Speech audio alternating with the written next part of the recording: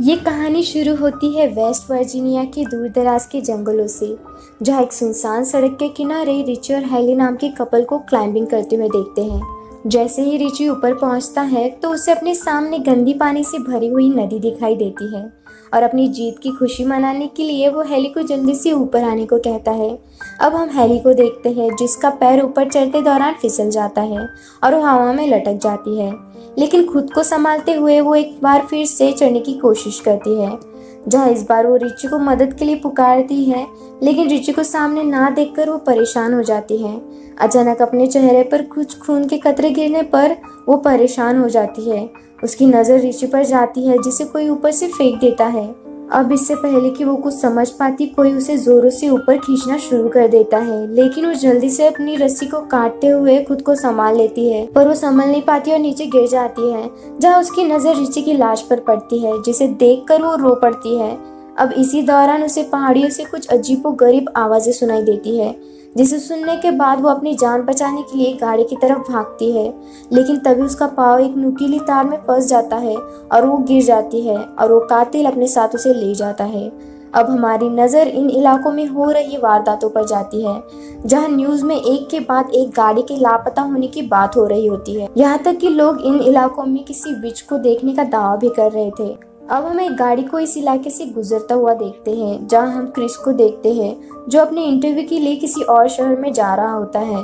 अब सफ़र के दौरान वो ट्रैफिक जाम में फंस जाता है और ट्रैफिक को आगे ना बढ़ता देख खुद को लेट होता पाता है। अब वो गाड़ी से उतरकर आगे वाले ट्रक के पास जाता है, जहाँ वो ड्राइवर से ट्रैफिक जाम होने का कारण पूछता है।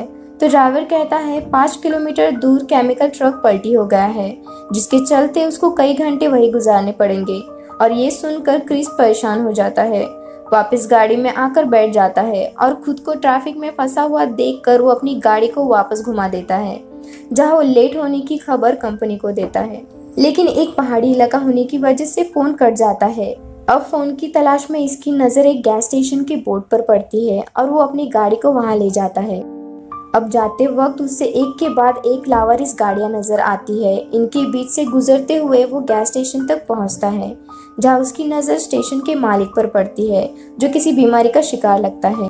अब वो गाड़ी से उतरकर कंपनी वालों को इन्फॉर्म करने की कोशिश करता है, लेकिन फ़ोन डेड होने की वजह से वो बात नहीं कर पाता। अब वो गैस स्टेशन के मालिक से शहर जाने के दूसरे रास्ते के बारे में पूछता है, लेकिन वो इसकी बातों को इग्नोर कर देता है। लेकिन तभी इसकी नज़र वहाँ लगे नक्शे पर जाती है, जहाँ उसे शहर में पहुँचने के लिए एक कच्चा रास्ता दिखाई देता है। अब वो गैस स्टेशन मालिक से उस रास्ते के बारे में पूछता है, जिसे सुन के वो उस रास्ते पर जाने की सलाह देता है। अब गाड़ी लेकर वो उस रास्ते पर रवाना हो जाता है, जहाँ वो घने जंगलों में से होता हुआ एक इंटरसेक्शन तक पहुंच जाता है, जहाँ इसे एक शॉर्टकट रास्ते का बोर्ड दिखाई देता है। अब ये सब देखकर वो सोच में पड़ जाता है, पर अपनी गाड़ी को इस कच्चे रास्ते पर ले जाता है। इसकी नज़र एक मरे हुए हिरन पर जाती है और उसको देखने के चक्कर में इसकी गाड़ी सामने की गाड़ी से टकरा जाती है, जिससे दोनों गाड़ियों का भयानक एक्सीडेंट हो जाता है। लेकिन क्रिस इस हादसे में बच जाता है। अब इस गाड़ी के मालिक शोर सुनकर इनकी तरफ आते हैं, जहाँ वो इसका हाल पूछते हैं। अब खुद को संभालते हुए क्रिस उनसे माफ़ी मांगता है और नुकसान की रकम लेने की बात करता है। साथ ही में उनसे बीच सड़क पर गाड़ी खड़े करने की वजह पूछता है, जहाँ फ्रांसिस उसे बताती है सड़क पर किसी ने कांटों वाली तार बिछा रखी थी, जिसकी वजह से इनकी गाड़ी का एक टायर फट गया है। अब इसकी सहेली पिछले गैस स्टेशन पर जाकर कॉल करने का कहती है, लेकिन क्रिस उन्हें वहां जाने से मना कर देता है। सभी अकेले चलने का फैसला करते हैं और इवान और फ्रांसिस गाड़ियों की देखभाल करने के लिए वहीं रुक जाते हैं। अब रास्ते पर जाते वक्त उनकी नज़र एक मरे हुए नेवले पर पड़ती है, जिसे देखने पर लगता है कि किसी ने बीच से उसे फाड़कर फेंक दिया हो। थोड़ी देर जंगलों में चलते वक्त इन्हें जलते हुए गाड़ियों के टायर दिखाई देते हैं, जिसे देखकर उसे खतरे का अंदेशा होता है और वो सबको आगे बढ़ते रहने को कहता है। और वही हम फ्रांसिस और इवान को देखते हैं, जिन्हें पास ही की झाड़ियों में से कुछ हलचल सुनाई देती है। इवान उस जगह पर जाता है, लेकिन फ्रांसिस उसे वहां ना पाता देखकर उसके पीछे जाती है, जहाँ चलते चलते उसकी नज़र इवान के एक जूते पर पड़ती है और जैसे ही वो उसके पास जाती है, उसे इवान का कटा हुआ कान दिखाई देता है और इसे देखकर वो रोने लगती है। तभी कोई शख्स उसके ऊपर हमला करते हुए उसे मार डालता है। वही हम बाकी लोगों को रोड के एंड पर देखते हैं और चारों मदद के लिए निकल पड़ते हैं। चलते चलते इनकी नज़र एक घर पर जाती है और वो मदद मांगने के लिए घर की तरफ जाते हैं। क्रिस ढेर सारी गाड़ियों को देखकर परेशान हो जाता है और मदद मांगने के लिए घर का दरवाजा खटखटाता है, जल्दी ही उन्हें पता चलता है कि इस घर में कोई नहीं है। अब वो सब कॉल करने के लिए घर के अंदर जाते हैं, जहाँ इनकी नज़र खाने के टेबल पर जाती है, जिसे देखकर लगता है कि इस घर में बरसों से सफाई नहीं हुई हो। और दूसरी तरफ चश्मे और गाड़ियों की चाबियां मिलती है। अब जैसे ही क्रिस फ्रिज को खोलता है, उसको होश उड़ जाते हैं। फ्रिज में वो ढेर सारे इंसानी शरीर के टुकड़े देखकर, और जैसी को भी कमरे में वही कांटों वाली तार दिखाई देती है, जिससे उसकी गाड़ी का एक टायर फट गया था। अब ये सब देखकर चारों वहाँ से भागने लगते हैं कि तभी क्रिस की नज़र खिड़की से बाहर जाती है, जहाँ एक गाड़ी उन्हें उनकी गाड़ी के साथ आते हुए दिखाई देती है।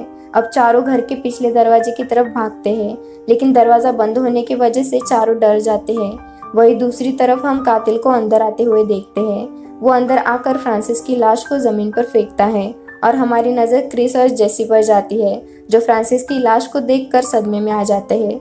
और वहाँ पहली बार हम तीनों आदमखोरों को देखते हैं, जो फ्रांसिस की लाश को टेबल पर रख देते हैं और अपने रेजदार हथियारों से उसे काटना शुरू कर देते हैं। जहाँ ये खूनी मंजर देखकर जेसी चिल्लाने लगती है और स्कॉट उसके मुंह पर हाथ रख देता है।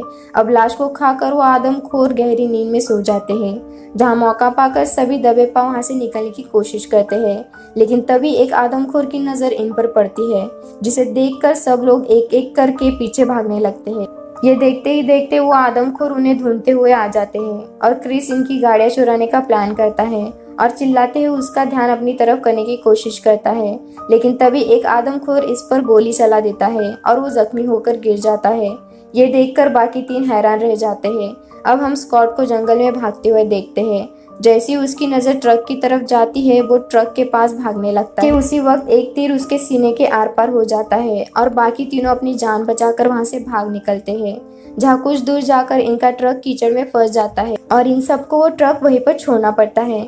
तीनों अपनी जान बचाते हुए जंगल से सड़क की तरफ भाग निकलते हैं। दिन से शाम हो जाती है। वो आदमखोर इन तीनों के शिकार पर निकल पड़ते हैं। दूसरी तरफ वो तीनों थक कर आराम करने के लिए एक जगह पर रुकते हैं, जहाँ कार्ली इनकी ऊपर देखने का इशारा करती है।